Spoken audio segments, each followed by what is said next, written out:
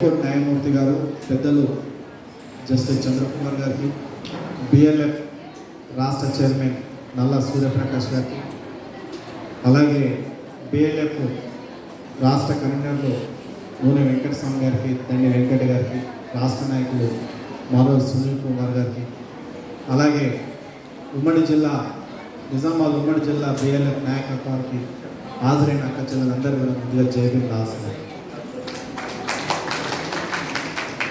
మనకు భూమి అనగానే గుర్తుకొచ్చేది సమస్య, అతిపెద్ద సమస్య.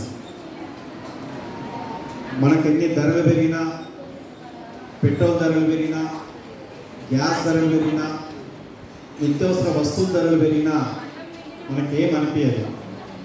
కానీ దున్నుకోవడానికి ఒక ఎకరం భూమి లేకున్నా, నివసించడానికి 60 గజాల స్థలం లేకున్నా మనకు చాలా బాధ వేస్తుంది. ఎందుకంటే మనం ఒక ఊరు నుంచి ఒక ఊరికి నడుస్తూ ఉంటాం, ఒక ఊరు నుంచి ఇంకో ఊరికి ప్రయాణం చేస్తూ ఉంటాం. ఇంత భూమి ఉంది, ఇంత భూమి వ్యవసాయ భూమి ఉంది, ఇంత భూమి ఖాళీ ఉంది, ఇంత భూమి గుట్టలు, రాళ్ళు, రప్పలు, చెరువులు, గుట్టలు ఉన్నాయి, నాకెందుకు భూమి లేదని చాలా బాధపడుతుంటాం. ఆ సమస్య ఈ భారతదేశంలో స్వాతంత్రం వచ్చిన నాటి నుంచి ఇప్పటి వరకు చాలా అతిపెద్ద సమస్యగా మారింది. కాబట్టి మనని పాలిస్తున్న పాలక వర్గాలు ఏం చేస్తున్నారంటే, ప్రజల్ని ఒకవైపు ఆలోచన చేయకుండా మరోవైపు ఆలోచన చేసినట్టుగా వాళ్ళ విధానాలు మన ముందు పెట్టారు. ఆ విధానంలో భాగంగానే ఉచితాలు, మీకు బస్సు ఉచితంగా ఇస్తాం, బస్సులో ప్రయాణం ఉచితంగా ఇస్తాం,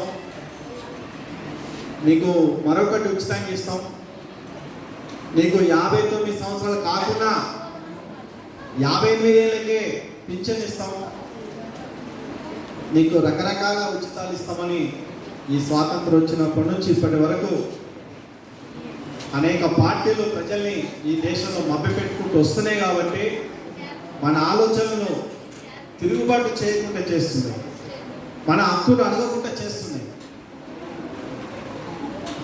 మనం అడిగామా ఎన్నికలకు, మాకు బస్సు ఉచితంగా ఇస్తేనే మీకు ఓటు వేస్తామని ప్రజలు అడిగారా?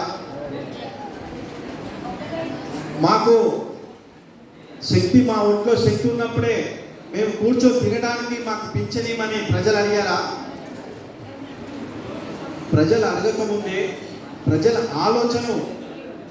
వాళ్ళ ఆలోచన పదులు కాకముందే హుషారుగా మనని పాలిస్తున్న పాలక వర్గాలు, పాలక పార్టీలు డైవర్ట్ చేసే కార్యక్రమం ఉన్నది. కాబట్టి ఈరోజు బహుజన లెఫ్ట్ ఫ్రంట్ ఈ రాష్ట్రంలో అతి కీలకమైనది. నీళ్లు, నిధులు, నియామకాల పేరుతోటి సాధించుకున్న తెలంగాణలో భూమి ఎక్కడుంది, ఎవరి చేతిలో ఉంది? ఆ భూమి ప్రజలకు పంచబడాలి.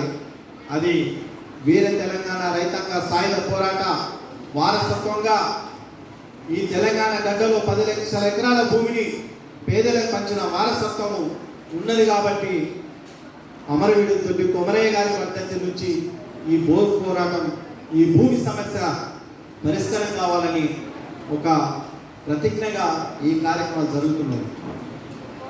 ఈరోజు మన దేశానికి 18వ లోక్సభ ఎన్నికలు వచ్చే ముందలే కేంద్రంలో 10 సంవత్సరాలు, అంటే ఇప్పుడు 3వ అధికారంలోకి వచ్చింది Bharatiya Janata party, BJP party.